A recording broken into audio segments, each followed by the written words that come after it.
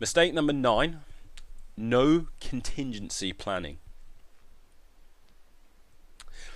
So the other thing as well you've got to understand is that I've seen people get demotivated by they miss a week.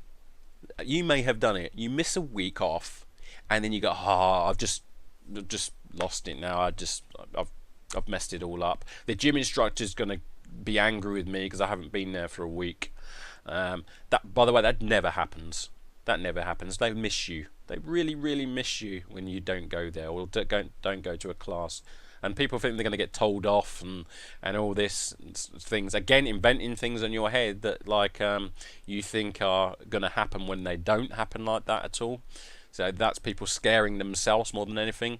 So, but these things happen, and again, expert trainers know that sometimes you're going to have 2 weeks off. Yep. Maybe you're going to go on holiday. Maybe you're going to be sick. Whatever it is, you need to make a plan for this. Yeah, you got a plan for this, like sickness. So if you're sick, because just in case it happens, what is your plan for when you come back from sickness? Because what's probably going to have happened is you're not going to be able to do exactly the same as what you was doing before. So you ain't going to be able to do the same things or to the same intensity as you did, especially the first week. But the good thing about your body is it remembers. It remembers. You got muscle memory. Your unconscious mind is very clever. It goes when you've been sick, and had, let's say, 3 weeks off. You have let's say 4 weeks off. You have 4 weeks off, and you come back. The first day you think, oh my God, that was so hard. That was so hard. After about a week, your unconscious mind is going, we're doing this again. Right, I better make the changes. Because it's already done it. It already knows how to do it. It's remembered it. And what it does is it adjusts your body extremely quickly. Extremely quickly. So in no time at all, you'll be back. It won't take 4 weeks to get back if you've had 4 weeks off. It'll probably only take you about a week. Yeah, I had 4 months off once. And it took me about 3 weeks, and I was back to what I usually was before. Yeah, because your body is very clever. Your unconscious mind is extremely clever, and it's as soon as you start doing the regular exercise again, it goes, I know what to do here. I'm gonna change this exactly the way, and I'm gonna adjust it because I know what's coming.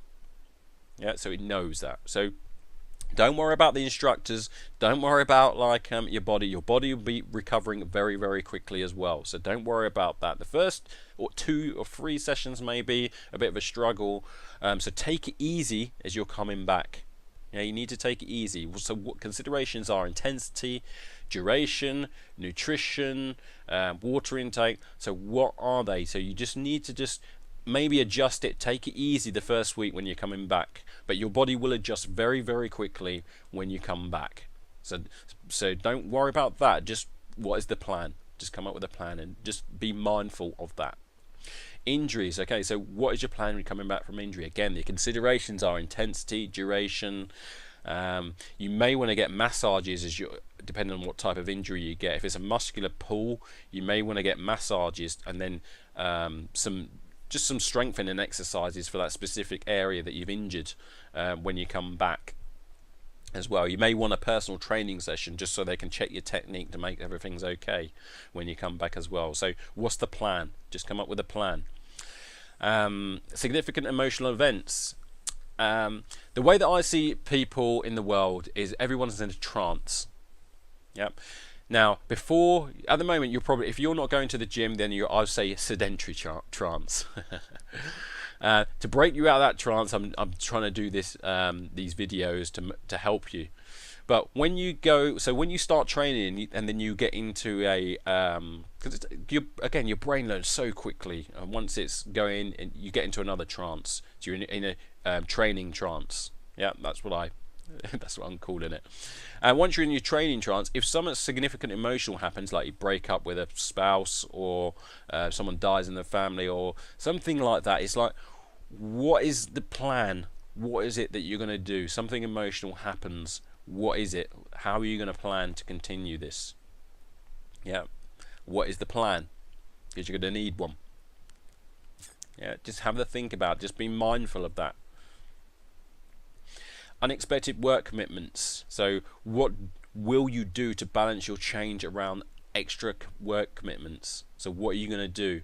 I had someone who I was seeing him in Nottingham, and he was working in West Brom. He had to be there at 5 o'clock in the morning, and then he will come back at like 7:30 at night sometimes.